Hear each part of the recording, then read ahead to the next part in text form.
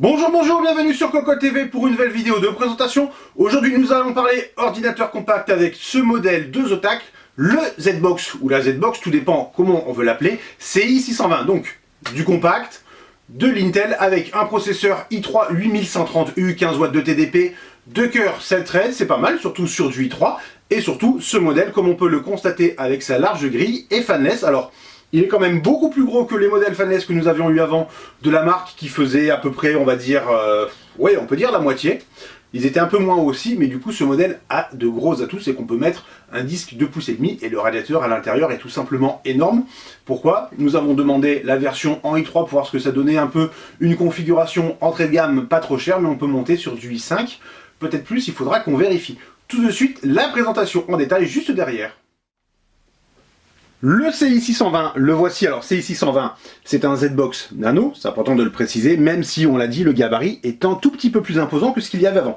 Alors on parlait de configuration abordable, on va donner tout de suite le tarif, nous sommes à peu près à 410 €, il faudra rajouter la mémoire, le disque dur et bien entendu le système d'exploitation, à savoir qu'il existe aussi des versions complètes, on arrive, on branche et ça fonctionne.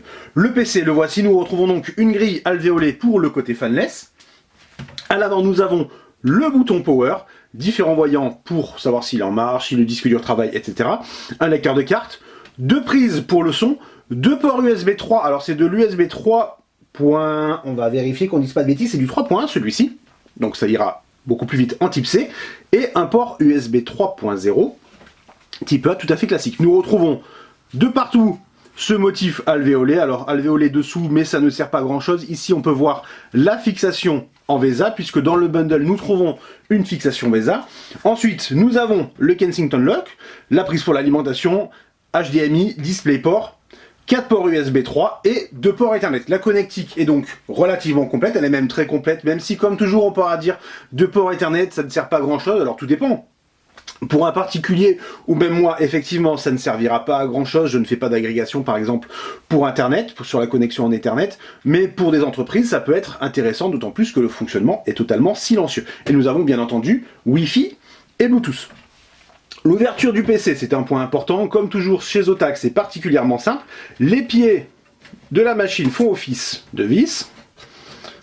On dévisse, alors on peut le faire à la main, on peut aussi utiliser un tournevis cruciforme ou plat puisqu'il y a la petite marque dans les pieds, alors on les met de côté histoire de ne pas les perdre, ce serait dommage, et ensuite, hop, je me permets de prendre la machine, on soulève et on accède donc à la mémoire. Nous avons déjà installé une petite barrette mémoire, donc on peut le voir, c'est de la Crucial 4 Go. Nous avons ici Wi-Fi Bluetooth, là l'emplacement pour le disque en 2,5 pouces, il n'y a pas de M2 en SATA ou en PCI Express, on est plutôt, on va dire, old school sur ce point de vue. Ensuite, nous avons un énorme radiateur en noir, alors on vous le dit de suite, on a essayé un peu d'ouvrir le produit, on n'a pas réussi, on va d'abord faire les tests et ensuite on se replongera dans l'ouverture du produit, histoire de vraiment bien voir la taille du radiateur. On notera la plaque, ici en fait, donc elle est ouverte sur les côtés, on le voit, et nous avons le radiateur, au milieu elle est en métal, et nous avons un pad thermique énorme qui va aller sur le disque dur, ainsi que sur la mémoire. Alors sur la mémoire, c'est une façon de parler en fait, puisque ce pad va aller sur le PCB, alors que celui-ci va aller sur, j'ai envie de dire les puces, mais nous avons ici le stickers. Bref, la machine a un gros radiateur, normalement, ça devrait très bien fonctionner. Alors on a pris le i3, forcément, on se dit que si on avait eu le i5, on aurait pu pousser un tout petit peu plus, mais on voulait vraiment voir si ça fonctionnait très bien. Une configuration de ce type en entrée de gamme, et pourquoi pas par la suite on rejettera un œil sur une configuration un peu plus véloce. Le test très prochainement, en attendant on vous souhaite une très bonne journée à tous.